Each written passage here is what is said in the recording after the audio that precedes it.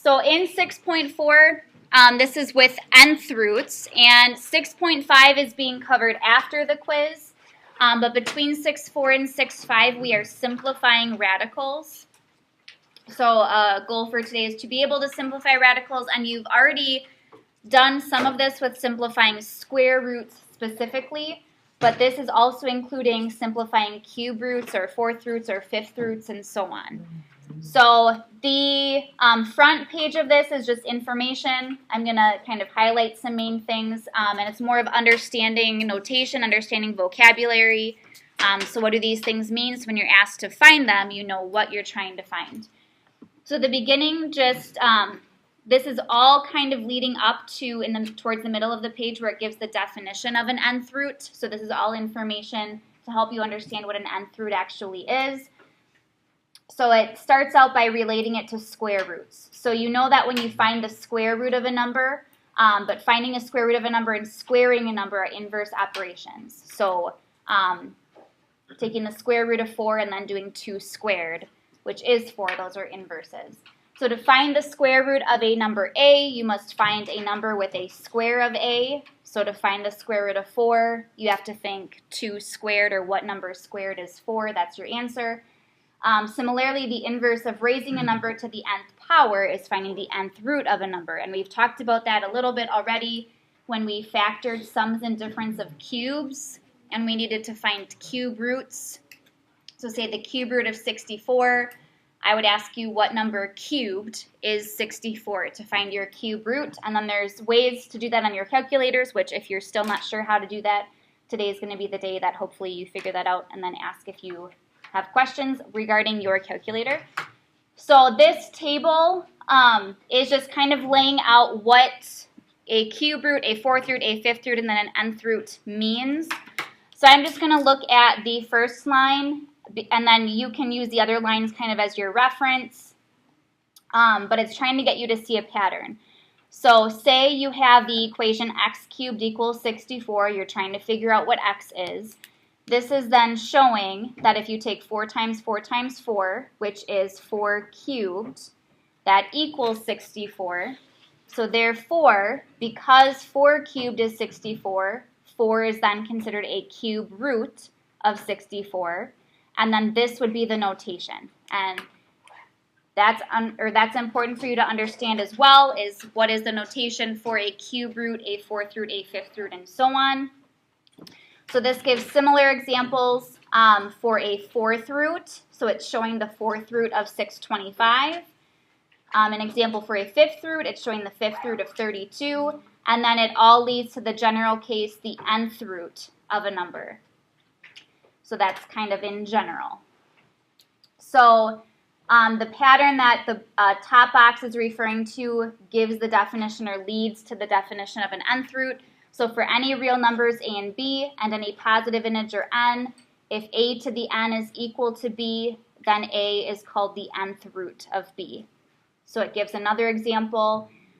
Since negative 3 to the fourth power is equal to 81, negative 3 is therefore a fourth root of 81. Positive 3 would also be a fourth root.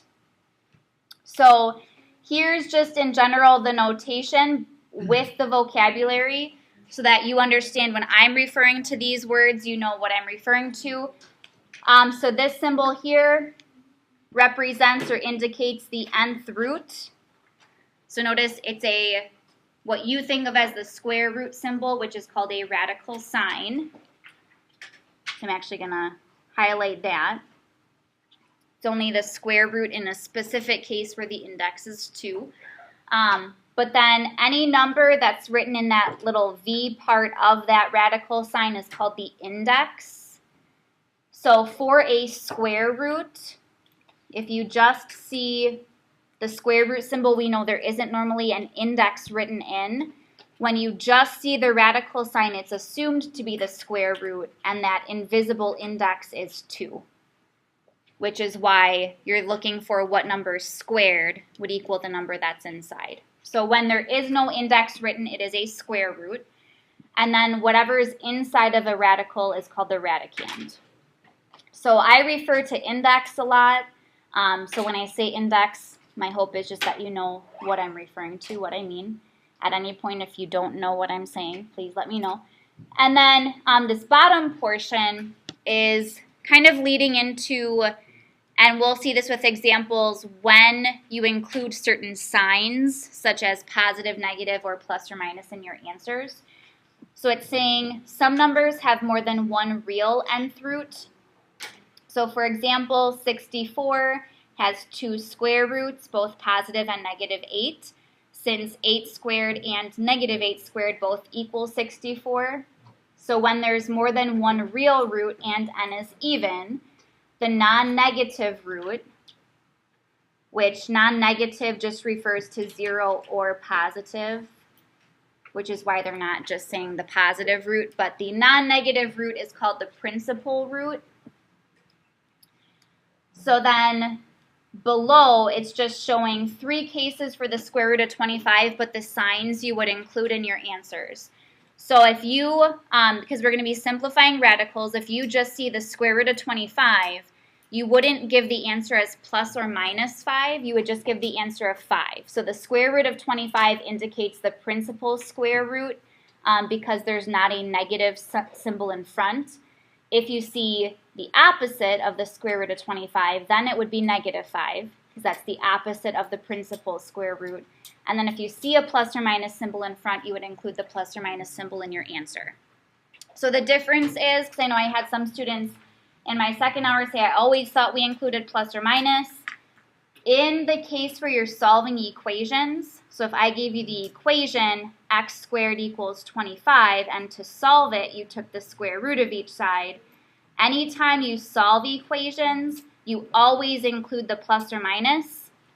Here, though, today, you are not solving equations. You are just simplifying. So whatever symbol is in front of your answer is the symbol that you should see in the problem. There are exceptions. We'll talk about those, but for the most part, you're not including plus or minus with all of your answers. Okay, so then one last thing to talk about before we get into the examples, and that is this table that explains when the root of a number is real versus imaginary. So how to read this table when they're talking about real nth roots. All of this, they're referring to a's and n's. So this would be as if you're taking the nth root of some number a. So when they refer to n is the index. And then when they refer to a is the radicand, what's in the radical. So then there's 2 columns here. One, if n is even, so that would be, again, index is even, so that would be a square root, that would be a 4th root, that would be a 6th root, versus when n is odd, those would be your odd roots, so that would be a cube root, a 5th root, a 7th root, and so on.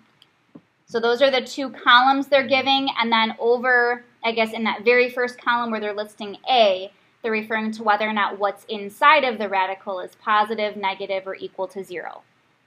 So I'm going to focus on the even column first. So if you have an even root, square root, 4th root, 6th root, or so on, and what's inside of the radical is positive, then you will always have 2 real roots. One will be positive, one will be negative, and then the positive one is the principal root. So an example of that would be the square root of 64, we know could equal positive 8 or negative 8. So there's a positive real square root, there's a negative real square root. And that's true for any even root, as long as what's in the root is positive. If there is a negative radicand, so this as an example would be if I asked you to simplify the square root of negative 64. What is the square root of negative 64? 8i, yes. There's an I, it's imaginary, and it would be positive or negative 8i. But it's saying there's 0 real roots because, as you just said, it's imaginary. You can't take the square root of a negative number. You can't take the fourth root of a negative or the sixth root of a negative. So because those roots are imaginary, so you still could, when you're simplifying, have i's in your answer, but it's saying there's no real roots.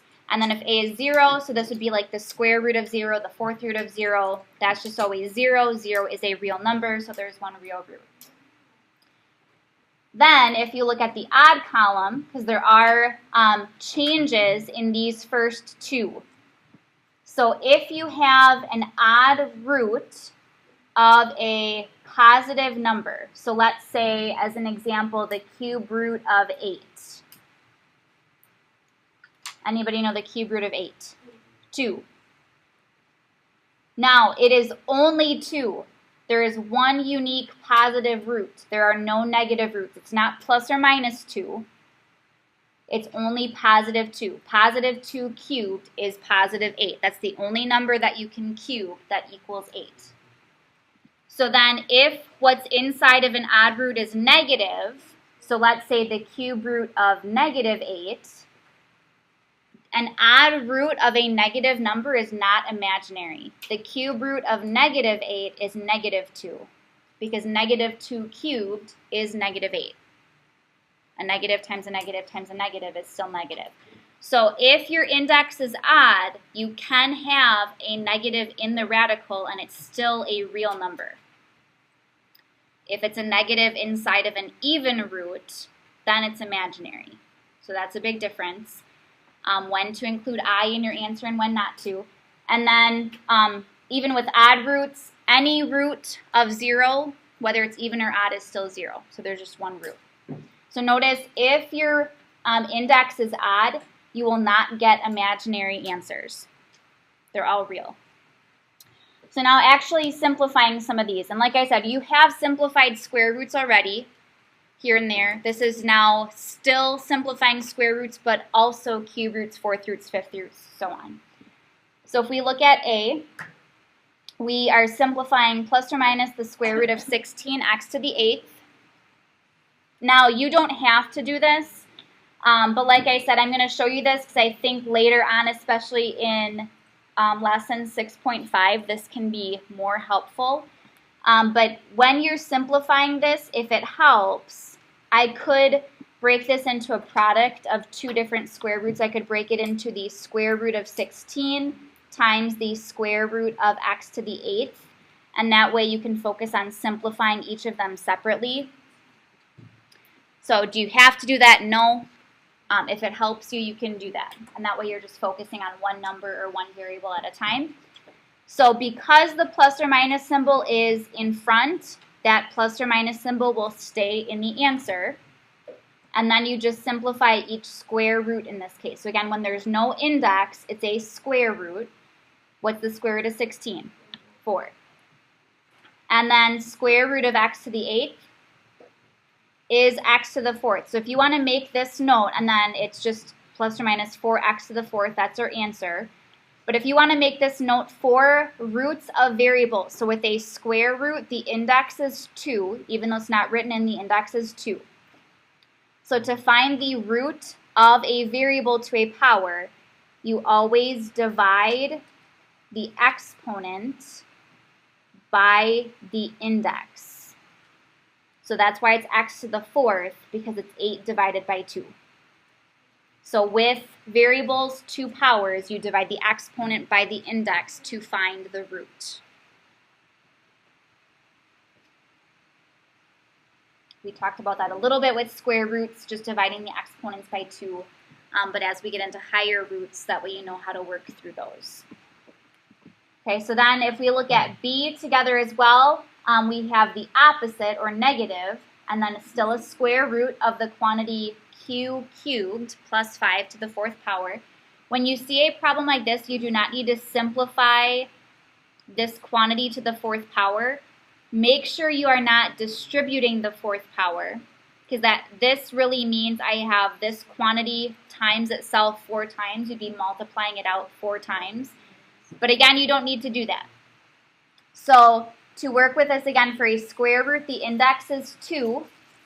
You just take the exponent on the outside of that quantity and you divide it by the index. Since it's negative in front, your answer will be negative. So it's the opposite of the quantity q cubed plus 5 to the power of 4 divided by 2, so that quantity squared. And then that's your answer. So again, in your final answer, you should not distribute this exponent because that would be wrong anyway. You don't need to FOIL this out. You can just leave it.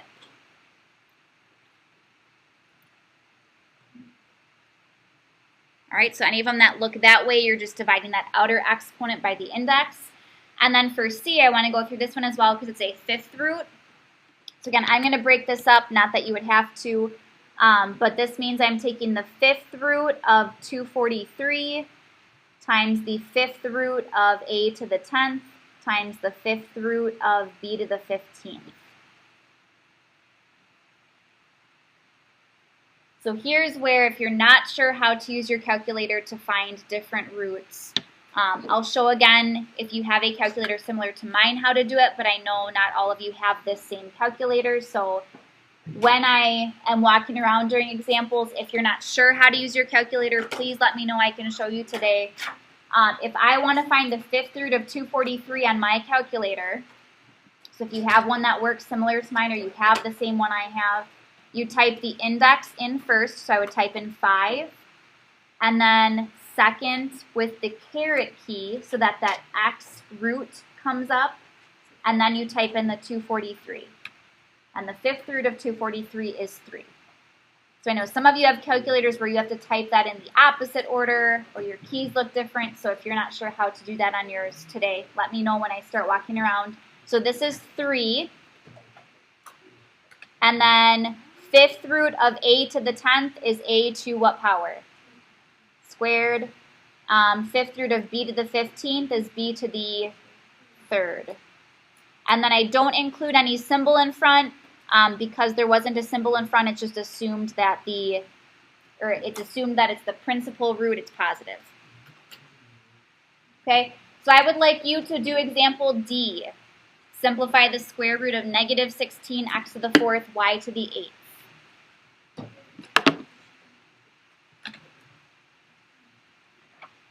There is a difference in D, something that came up or will come up that did not come up in the other ones. But you've worked with it before.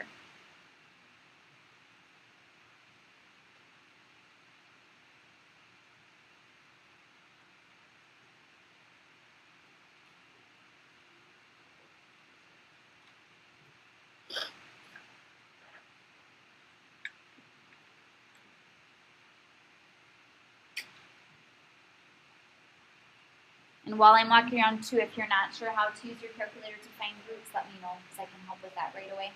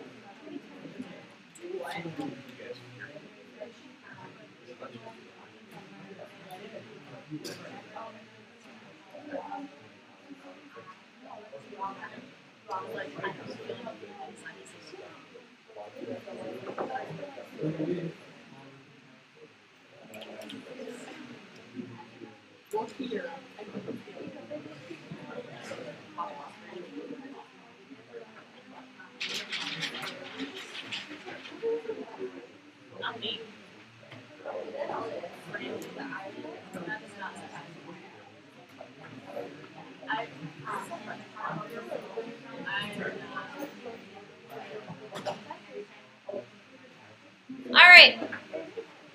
Just wanted to make sure I wasn't just checking the example, but make sure you know how to use your calculators. For part D then, so I think, double check what you have. I think not all of you had it answered when I walked around yet, but check what you have. I think the ones that had it done were okay. Couple of things I want to mention. So I know I said you only include the symbol that's in front of the problem itself in your answer. If your answer, though, is imaginary, you always include the plus or minus with it. So even though plus or minus wasn't given in the original problem, because it's imaginary, you include it. And then make sure square root of negative 16 is imaginary. You cannot take the square root of a negative, so it is 4i.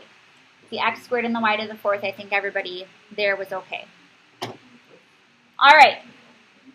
Then for the last four, and if you worked ahead, just make sure you're getting these correct.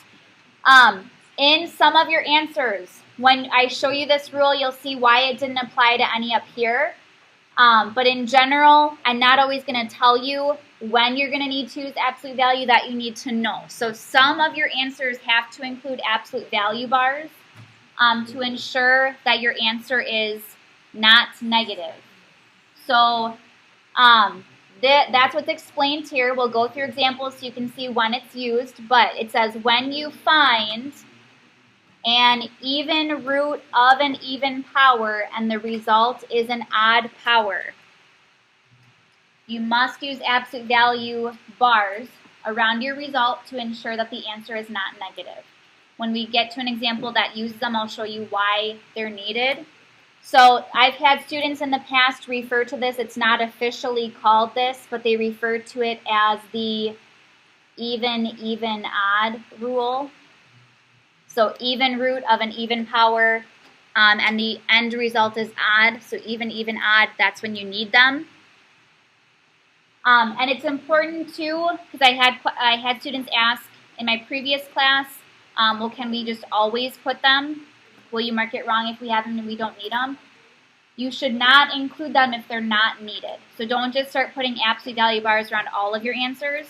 You will not earn all of your points that way. So looking at the examples under example 2, we'll go through some together. I'll have you do some on your own. So a is the 6th root of t to the 6th. So first of all, what would that be? T to what power? T to the first, 6 divided by 6. So here's where you have to check. So I had an even root. A sixth root is an even root of an even power. And my ending power is odd. So even, odd. I need absolute value bars then around the t. The reason why is even looking above at part D under example 1, you cannot have a negative number in an even root. So in order to ensure that this is positive, that whatever quantity in the radicand is positive, that's why you have the absolute value bars around it. Okay, that's why they're needed. So you need to remember even, odd. So then if we look at B, we have the fourth root of 16 times the quantity x minus 3 to the 12th. So again, if it helps you, you could break this into the fourth root of 16 and the fourth root of x minus 3 to the 12th. Not that you have to rewrite it, but if it helps you to think of it that way, that's fine. So what is the fourth root of 16? 2. And you don't need plus or minus with it because it's real and there was no plus or minus in front of the whole problem. And then the quantity x minus 3 to the 12th, the fourth root, would be the quantity x minus 3 to what power? The third. Okay, so 2 is already positive. Looking at this quantity, I have an ending odd power. So look back to see if I need to use absolute value bars. I had an even root, a fourth root of an even power, ending power is odd. So I need absolute value bars around the x minus 3 to the third power. I don't need them around the 2. The 2 is already positive.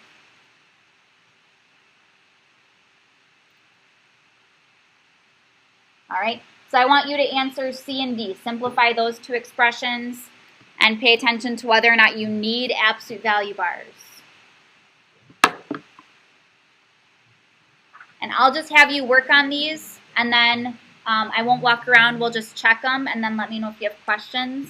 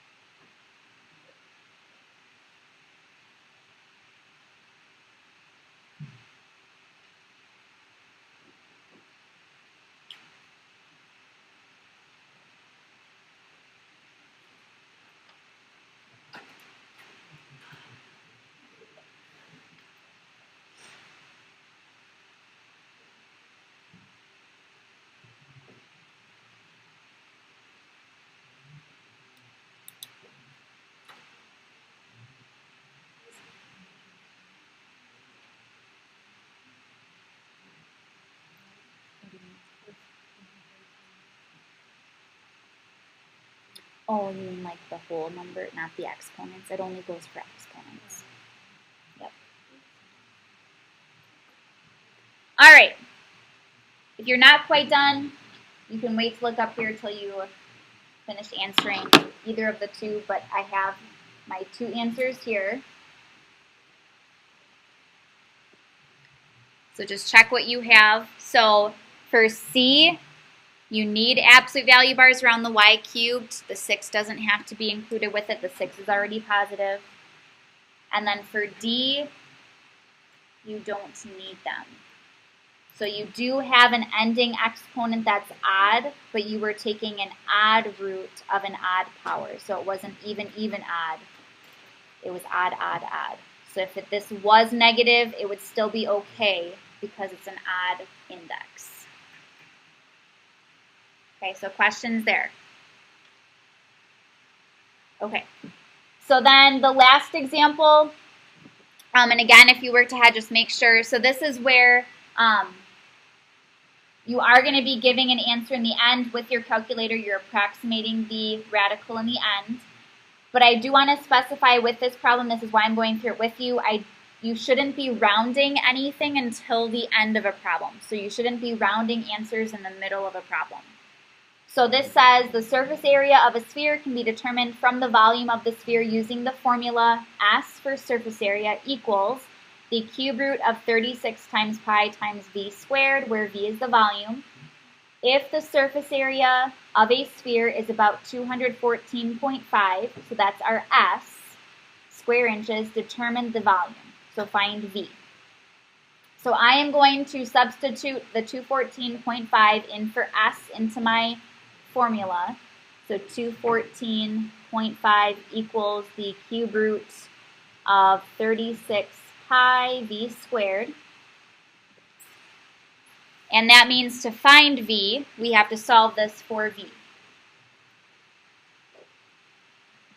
So we haven't officially in here yet talked about when you're solving an equation how to cancel out a cube root. How do you think you cancel out a cube root? We wouldn't square it. I think you have the right idea though. Because yes. So when you square both sides, that's to cancel out a square root. To cancel out a cube root, you should cube both sides. Or raise it to the third power. So you're raising it to whatever power the index is another way to look at it. So I need to do that first to get the v out of that cube root. So what I'm going to do, I can certainly type in my calculator what 214.5 cubed is, but it's going to be this long number. I'm going to wait to do that until the end and just calculate everything at the end. So, and this prevents me then from rounding something too early. So I have 214.5 cubed equals 36 pi v squared. And I still need to solve for v. So what would I do next to get the v alone?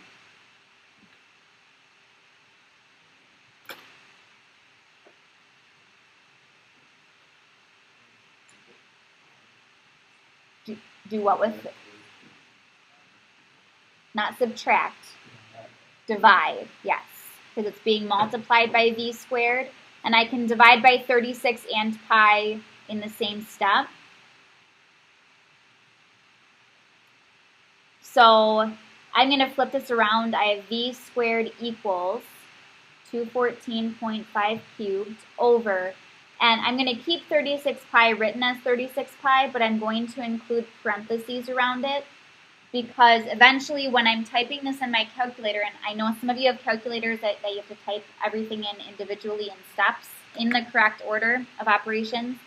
But I should include parentheses around this because this would need to be multiplied before I do the division. So then last step to get the v alone, if I have v squared, square root. So v will equal, and now I'm going to type this in my calculator. And this is another case where I encourage you, use whatever calculator you have. Make sure you can get the right answer because I know not all of you have the same model. I can just type this in as is. So I can type in the square root of 214.5 to the third power divided by, and then in parentheses, 36, bless you, times pi. Close the parentheses for the denominator and then close another right parentheses for the entire thing. And then enter. And your volume should be 295.4029024, so on. So it doesn't say where to round. Because the surface area was given to one decimal place, I'll just round to 1. So it'd be about 295.4. And then what would the units be on the volume? I heard somebody say something. Yep, inches cubed. Or cubic inches if you wrote it out. Okay, so this is not only knowing the process to solve the equation, but making sure in your calculator that you can get the right value.